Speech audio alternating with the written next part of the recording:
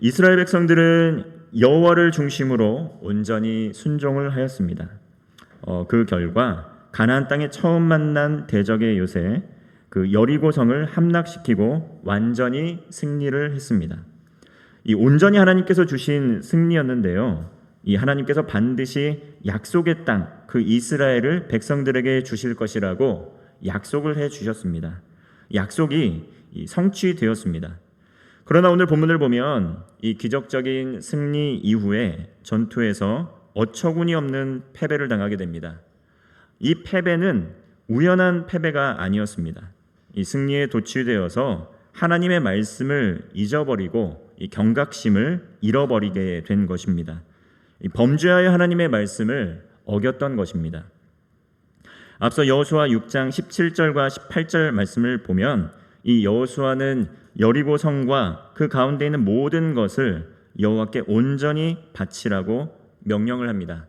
그런데 온전히 바치라고 이 명령하는 것이 우리가 잘 이해가 안 될 수 있는데 이 세번역 성경을 보면 모든 것을 전멸시켜라, 진멸시켜라, 완전히 죽여라 이렇게 번역을 하고 있습니다. 다만 이 가나안 땅 정탐 당시 이 정탐꾼을 숨겨주었던 라합과 그 집에 동거하는 모든 사람만 남겨두고 모든 것을 완전히 진멸하라고, 완전히 전멸시키라고 그렇게 명령을 한 것입니다. 그리고 모든 것을 진멸하여서 어떤 것이든지 가져가면 안 된다, 그렇게 금지를 했습니다. 하나님께서 주신 승리였기 때문에 이 전적인 희생 제물로 하나님께 드림으로 이 승리를 주신 하나님께 온전히 감사해야 됐다는 것이죠. 이것은 온전히 하나님께 드리는 감사의 예물로 쓰여야지 그 어떤 것 하나도 절대 자기의 유익을 위해서 취하면 안 된다는 것이었습니다. 오늘 본문은 그러한 하나님의 말씀이 있지만 나 하나쯤은 괜찮겠지 하는 태도로 이 말씀을 어기는 아간의 불순종에 대해서 이야기하고 있습니다. 이 한 명의 불순종, 한 명의 범죄함이 공동체 전체에 큰 패배와 큰 실패를 가져왔습니다. 1절의 말씀입니다. 이스라엘 자손들이 온전히 바친 물건으로 말미암아 범죄하였으니 이는 유다 지파 세라의 증손 삽디의 손자 갈미의 아들 아간이 온전히 바친 물건을 가졌음이라. 여호와께서 이스라엘 자손들에게 진노하시니라. 아간이 전멸시키고 온전히 하나님께 희생제물로 드려야 할 그 제물을 탈취했습니다. 이 아간의 이름이 뜻이 무엇이냐면 골치 아픈 사람, 고통의 사람이라는 뜻입니다. 유다 지파 소속이기도 한데 이 골치 아픈 사람, 고통의 사람, 그 이름대로 그의 정체성이 부여된 것입니다. 이 골치 아픈 사람 아간이 하나님의 말씀에 순종하지 않고 범죄한 것입니다. 그런데 아간은 은밀히 범죄하면 괜찮겠지. 나는 나 하나쯤은 하나님의 말씀을 어겨도 괜찮겠지. 그러면서 당장 눈앞에 있는 그러한 재물, 그것에 마음을 빼앗기게 됩니다. 그러면서 하나님의 마음과는 다른 두 마음을 품게 되었다는 것입니다. 이렇게 아간의 생각처럼 여호수아는 범죄 사실을 몰랐습니다. 그러나 사람은 속일 수 있었는데 하나님은 속일 수가 없었습니다. 하나님께서 아간의 범죄 때문에 이스라엘에게 진노하십니다. 아간도 하나님의 말씀을 분명히 들었습니다. 그런데 아간은 하나님의 말씀을 귀담아 듣지는 않았습니다. 나 하나쯤은 괜찮겠지. 아무도 모르겠지. 이 눈앞의 재물에 눈이 멀어서 범죄하게 된 것입니다. 이러한 모습이 우리의 삶에도 있습니다. 진실하게, 성실하게 이 하나님의 말씀을 듣고 말씀에 순종해야 함에도 불구하고 하나님께서 모르시겠지. 이러한 삶의 태도가 있다는 것입니다. 아무도 모르겠지. 이러한 삶의 태도가 분명히 있다는 것입니다. 그런데 그것이 큰 일을 그르치게 됩니다. 비록 사람은 속일 수 있지만 하나님은 속일 수 없습니다. 전도서 12장 14절은 말씀합니다. 하나님은 모든 행위와 모든 은밀한 일을 선악간에 심판하시리라. 하나님께서는 모든 행위의 동기를 밝히시고 아무리 은밀한 일일지라도 선악간에 심판하신다는 것입니다. 한 사람의 범죄가 온 공동체를 병들게 하고 결국 그 범죄는 드러나게 된다는 것입니다. 이스라엘 백성의 다음 목표지 여리고성을 정복하고 나서 다음에 이 목표지는 아이성입니다. 여호수아는 여느 때처럼 전쟁에 앞서서 정탐꾼을 보내게 됩니다. 2절과 3절의 말씀입니다. 여호수아가 여리고에서 사람을 베델 동쪽 베다웬 곁에 있는 아이로 보내며 그들에게 말하여 이르되 올라가서 그 땅을 정탐하라 하매 그 사람들이 올라가서 아이를 정탐하고 여호수아에게로 돌아와 그에게 이르되 백성을 다 올라가게 하지 말고 2-3천 명만 올라가서 아이를 치게 하소서. 그들은 소수이니 모든 백성을 그리로 보내어 수고롭게 하지 마소서 하므로. 이렇게 여호수아가 정탐꾼을 보내는데요, 이 정탐꾼이 여호수아에게 다시 돌아옵니다. 그러면서 하는 말이 무엇이냐면 아이성을 정탐해 보니까 온 군대가 다 갈 필요도 없을 만큼 아주 미약하다. 오직 2-3천 명 정도만 보내서 아이를 쳐도 그 수가 적기 때문에 완승을 할 수 있다. 쉽게 승리할 수 있습니다. 이렇게 최소 병력만 보내도 완전한 승리를 거둘 수 있습니다. 라고 이렇게 확신합니다. 그런데 이 전쟁은 어떤 것입니까? 이 처음부터 끝까지 하나님이 함께 하시지 않으면 이길 수 없는 성전, 거룩한 전쟁이었습니다. 이 전쟁은 하나님께 속한 전쟁이었다는 것이죠. 여러분, 이 본문을 읽으면서 뭔가 이상하게 느껴지는 것이 없으십니까?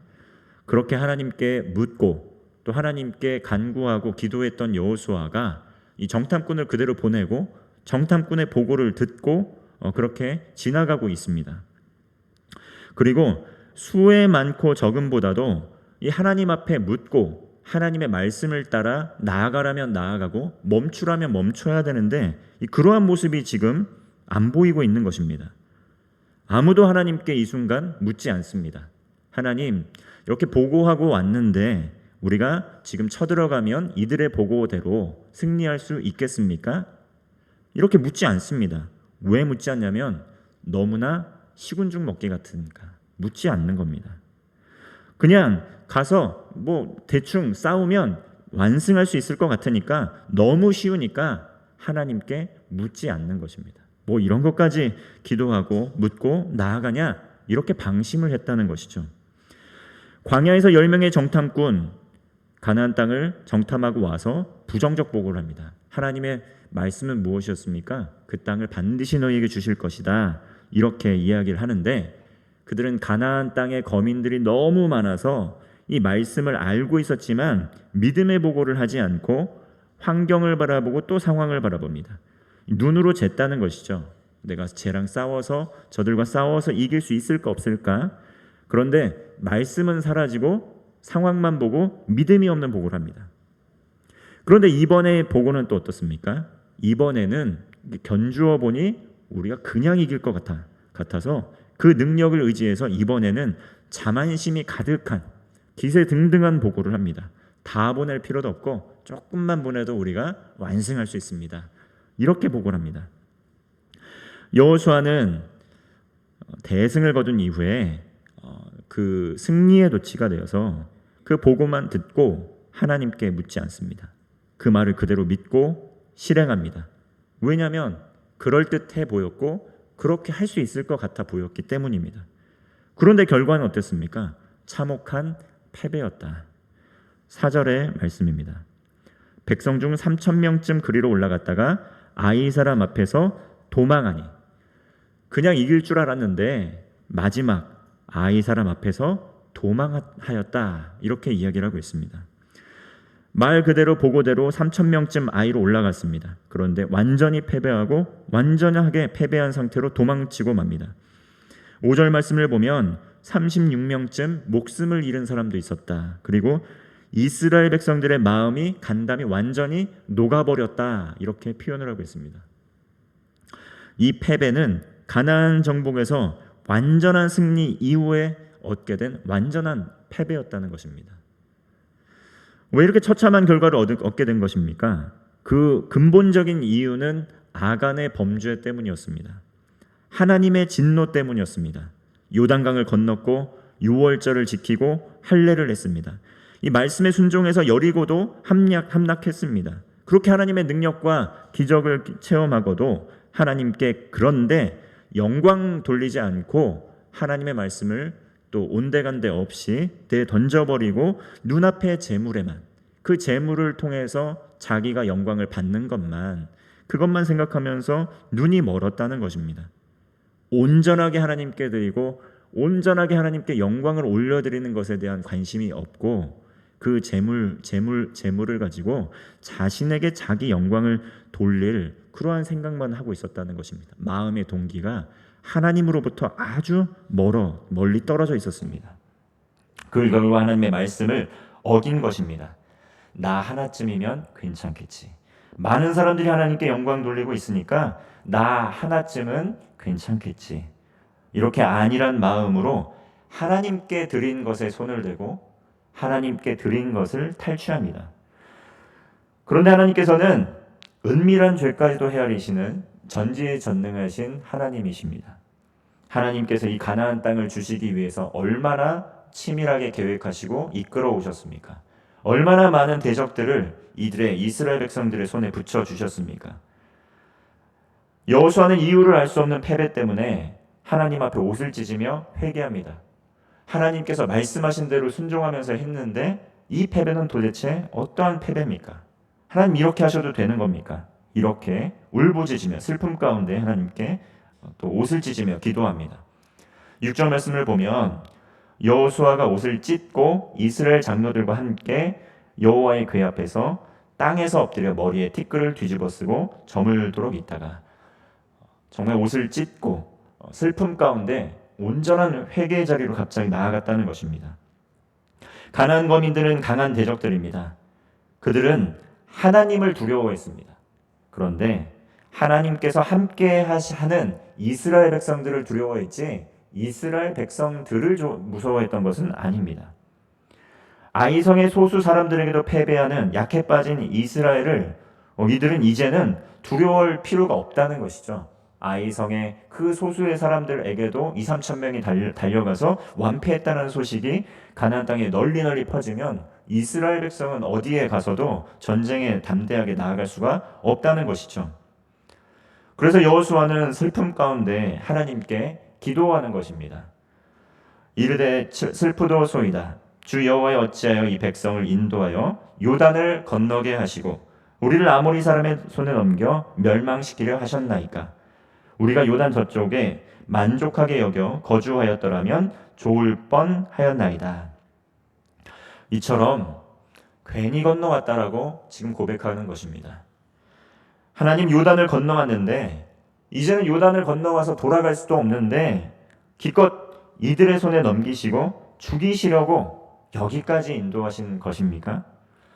요단강 동편에 그냥 머물렀더라면 목숨은 건지고 그냥 살아갈 수 있는데 기껏 이 대적들의 손에 죽게 하려고 여기까지 이렇게 어렵게 이끌어 오신 겁니까? 이 모든 백성들이 죽게 될지도 모른다는 생각 때문에 마음이 무너져 내렸습니다. 난 최선을 다했는데 하나님 최선을 다해서 여기까지 왔는데 아무 문제가 없는 것 같은데 대적들에게 패배했습니다. 결국 고작 이러한 패배를 당하게 하려고 우리 여기까지 이끌어 오신 것입니까? 그러나 여호수아는 어땠습니까?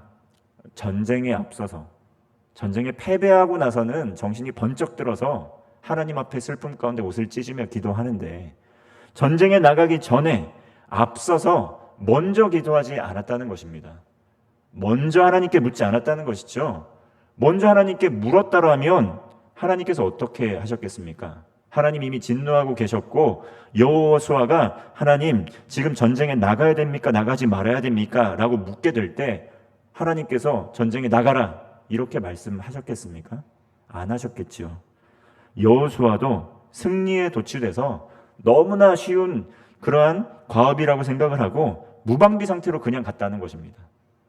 우리의 삶에서 이러한 일들이 참으로 많이 일어납니다. 중요한 일이 있을 때에는 열심히 기도하고 중요한 일이 있을 때는 열심히 말씀과 기도에 깨어 있으려고 애를 쓰는데 정말 우리가 생각할 때 아무렇지도 않은 사소한 일들을 할 때에는 말씀과 기도에 힘을 쓰지 않고 그냥 해왔던 대로 하려고 하는 경향성이 있다는 것이죠. 그런데 신기하게 그러한 일을 하다가 굉장히 마음이 상하고 굉장히 시험에 들 때가 있다는 것입니다. 오히려 큰일을 앞두고 깨어 기도하고 말씀을 보고 정말 마음을 모아서 한 마음으로 나아갈 때는 정말 하나님의 은혜가 느껴지고 많은 놀라운 일들이 일어나는데, 일상에서 그냥 살아가게 될 때에는 아주 쉬워 보이는 과업을 할 때에도 굉장히 속상하고 굉장히 마음을 상하게 하는 일들이 많다라는 것이죠. 일상의 삶에서도 그렇습니다. 평안할 때 아무렇지도 아무 일도 없는 것 같아서 열심히 살아가다가도 어느 순간 내가 예상치 못한 놀라운 일들이 삶에 일어나게 될 때 깜짝 놀라게 된다는 것이죠. 매일의 삶에서 하나님께 나아가고 하나님께 기도하지 않을 때 우리는 다가오는 일들에 대해서 언제든지 깜짝 놀랄 수도 있다라는 것이죠. 오늘 그저 우연하게 일어난 일이 아니었습니다. 아간의 범죄 때문이었죠. 여호수아는 근데 모르고 있었다는 것입니다. 하나님께 기도하고 물었더라면 이 전쟁의 패배를 미연에 방지할 수 있었음에도 불구하고 너무 쉬운 일이니까 하나님께 묻지 않았습니다. 너무 쉬운 일이니까 하나님 앞에 기도하지 않았습니다. 그리고 그냥 나아갔다라는 것이죠. 흘러가게 내버려뒀다는 것이죠. 전쟁에 엄청나게 패배했습니다. 이 사건은 하나님의 능력이나 언약의 신실함과 관련된 사건이 아니라 아간의 범죄로 인한 심판이었습니다. 하나님의 진노가 임해하는 것입니다. 이처럼 단 한 사람의 범죄도 어떻게 보면 사소한 것처럼 보이지만 소홀히 여기면 안 된다는 것을 우리는 본문을 통해 볼 수가 있습니다. 그리고 아무리 쉬워 보이는 일일지라도 우리가 늘 깨어서 말씀과 기도로 하나님께 물어야 된다는 것 또한 우리는 교훈을 얻을 수가 있습니다. 그렇게 하나님께 온전한 순종과 하나님께서는 온전한 순종과 온전한 거룩을 우리에게 명하십니다. 나 하나쯤은 괜찮겠지? 이러한 것들은 하나님 의지하지 않아도 되겠지? 라는 태도와 자세로 인해서 하나님의 일을 그르치게 될 때가 많다는 것입니다. 하나님께서는 여호수아에게 대답하십니다. 11절 말씀입니다. 이스라엘이 범죄하여 내가 그들에게 명령한 나의 언약을 어겼으며 또한 그들이 온전히 바친 물건을 가져가고 도둑질하며 속이고 그것을 그들의 물건들 가운데에 두었느니라. 하나님께서는 이스라엘 패배의 원인이 진멸하여서 온전히 하나님께만 영광을 올려 드려야 되는데 거기 불순물이 껴들어갔다는 것입니다. 하나님께 온전히 이미 드린 그것은 내 것이라고 진멸하라고 그것은 내 것이라고 이미 구별하였음에도 불구하고 그것을 자기의 유익을 위하여 숨기고 또 감추고 도둑질을 했기 때문입니다. 12절 말씀을 보면 그러므로 그렇게 불순종했기 때문에 그들의 원수 앞에서 능히 맞서지 못하고 그리고 그 앞에서 돌아섰나니 그들도 온전히 바친 것이 됨이라. 온전히 바친 물건을 너희 중에서 멸하지 아니하면 내가 다시는 너희와 함께 있지 아니하리라. 하나님께 온전히 바쳐진 물건들 아까워서 감추면, 아까워서 자기가 가지면 내가 너와 함께하지 않겠다. 이런 말씀을 하는 것이죠. 하나님께서는 말씀에 온전히 순종하지 않으면 다시는 함께하지 않으실 것이라고 강하게 경고하십니다. 이것만큼 하나님께서 우리와 함께 하시지 않겠다고 하는 것만큼 두려운 일이 어디 있습니까? 그러나 하나님께서는, 은혜의 하나님께서는 바로잡을 수 있는 기회, 또 회개할 수 있는 기회 다시 한번 주십니다. 14절의 말씀입니다. 너희는 아침에 너희의 지파대로 가까이 나오라. 여호와께 뽑히는 그 지파는 그 족속대로 가까이 나올 것이요 여호와께 뽑히는 족속은 그 가족대로 가까이 나올 것이요 여호와께 뽑히는 그 가족은 그 남자들이 가까이 나올 것이요. 지파, 족속, 가족, 남자 이렇게 수를 계속 좁혀가면서 진멸할 재물을 가진 사람을 마지막에 뽑히는 사람을 불사르고 모든 소유 또한 그렇게 하라고 바로잡을 기회를 주십니다. 그러자 마지막에 아간이 뽑힙니다. 이 여호수아는 아간에게 행한 일을 숨김없이 있는 그대로 자백하라고 이렇게 명령합니다. 아간은 자신의 범죄 사실을 시인합니다. 21절의 말씀입니다. 내가 노력한 물건 중에 시날산의 아름다운 외투 한 벌과 은 200세겔과 그 무게가 50세겔 되는 금덩이 하나를 보고 탐내어 가졌나이다. 보소서 이제 그 물건들을 내 장막 가운데 땅속에 감추었는데 은은 그 밑에 있나이다. 이렇게 외투 한 벌, 여러 가지를 자신이 노력한 물건이다 라고 이렇게 이야기를 합니다. 여러분, 언뜻 보면 이 말씀을 보면 아무렇지가 않은데, 그러나 교묘하게 자신의 잘못을 인정하지 않는 것, 하나님의 말씀을 잘 듣지 않았다는 것을 우리는 볼 수가 있습니다. 왜냐하면 이 노력한 것이라는 것은 전리품이라는 이야기인데, 이것은 하나님께 바쳐진 물건이지 자신이 가져가서 전쟁에 승리한 전리품으로 가져가는 것이 아니었다는 것이죠.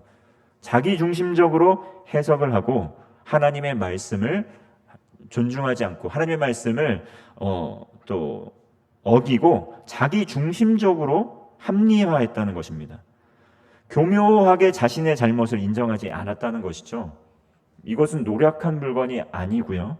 노력한 물건이 아니고 내가 하나님의 물건을 훔쳤습니다라고 이야기해야 된다는 것입니다. 하나님의 소유를 도둑질했다는 것이죠.